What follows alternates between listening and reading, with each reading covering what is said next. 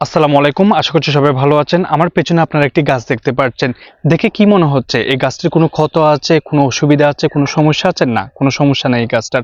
কিন্তু আমি একটু কাছে আসার পর দেখতে পেলাম এই গাছটির মধ্যে বড় একটি অংশ কিছুই নেই।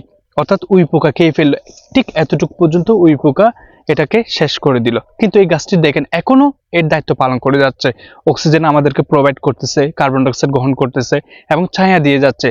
এটা যদি ফলজ গাছ হয়তো ফলও দিতে পারতো।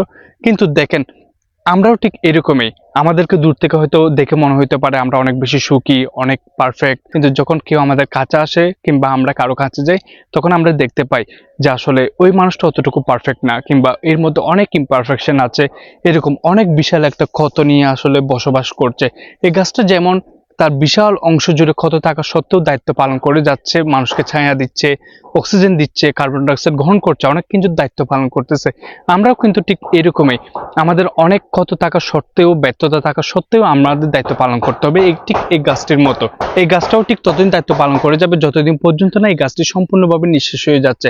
আমরাও দায়িত্ব পালন করে যাব, আমরাও নিজ নিজ কাজ করে যাব যতদিন পর্যন্ত না আমরা সম্পূর্ণভাবে নিঃশেষ হয়ে যাচ্ছে, এই পৃথিবী থেকে বিদায় নিচ্ছি। অর্থাৎ আমাদের সকলের নিজ নিজ দায়িত্ব পালন করতে হয় ততদিন পর্যন্ত আমরা বেঁচে থাকি।